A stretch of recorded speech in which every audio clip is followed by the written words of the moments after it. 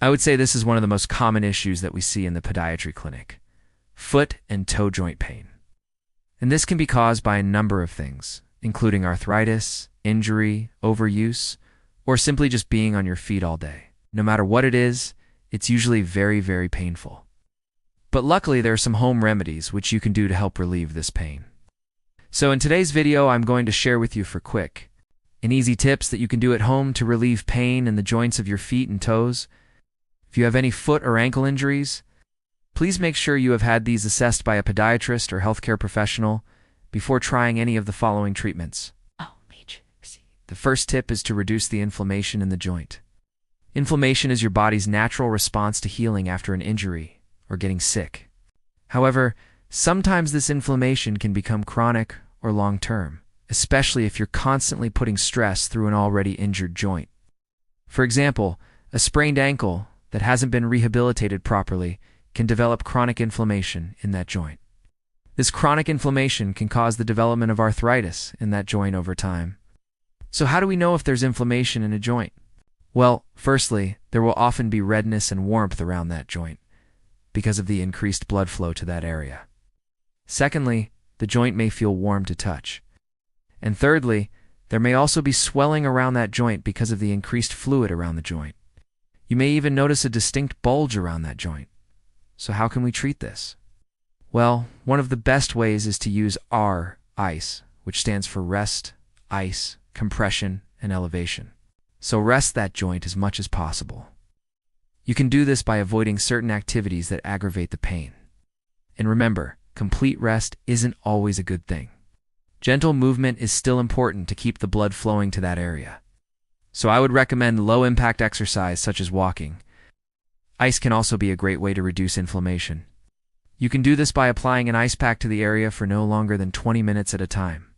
Remember to apply a thin layer of cloth between the ice pack and your skin so you don't burn or damage your skin.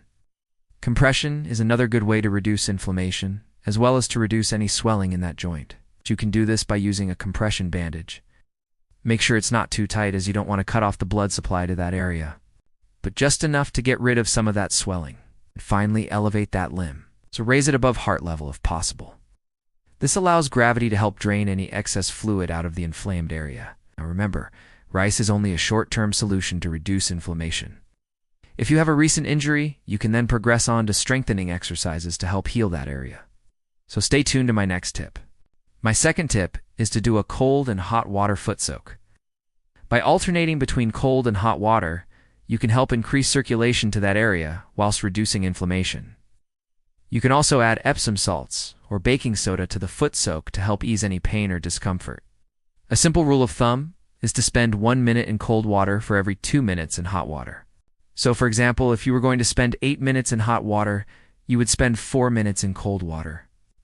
Make sure that the temperature difference is quite extreme between the cold and the hot water.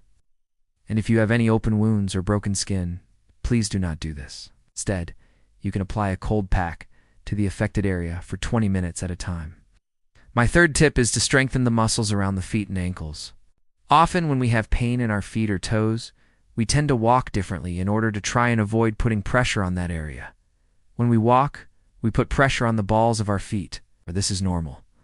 Our feet are designed to handle this load. However, if we start walking differently in order to avoid putting pressure on a particular joint, the muscles around that joint will begin to weaken. So make sure that you're doing some sort of low-impact exercise, such as walking, swimming, or cycling, in order to keep those muscles strong. It is important to choose an activity that doesn't put too much pressure through the ball of the foot or the toes. I often recommend cycling, as this puts pressure through the heel, which is generally the part of the foot that is away from the painful area. Strengthening the intrinsic muscles of the feet is also really important. These are the small muscles within the feet. We can strengthen these by doing toe yoga. Toe yoga is an effective way to build strength and flexibility in the toes and the intrinsic muscles of the feet. Here is an example of one of my favorite toe yoga exercises. Start by sitting in a chair with your feet flat on the floor. Then lift both of your feet off the ground, keeping your knees bent. Now, straighten one leg and extend the big toe and the next toe on that foot upwards towards your shin. Hold that position for 5 seconds. Then switch legs and repeat 5 times on each side. You can also do this exercise while standing up. Just make sure that you hold on to something sturdy for balance whilst you're doing this. Over time, you can make this harder by lifting both feet off the ground at the same time. This really challenges those intrinsic muscles to work hard and improve their strength and flexibility. In fact, I often get patients to do this exercise during their gait retraining in the clinic. We'll often use a wobble board in order to challenge those muscles whilst they're redoing their exercises. And my final tip is to wear shoes that provide good support.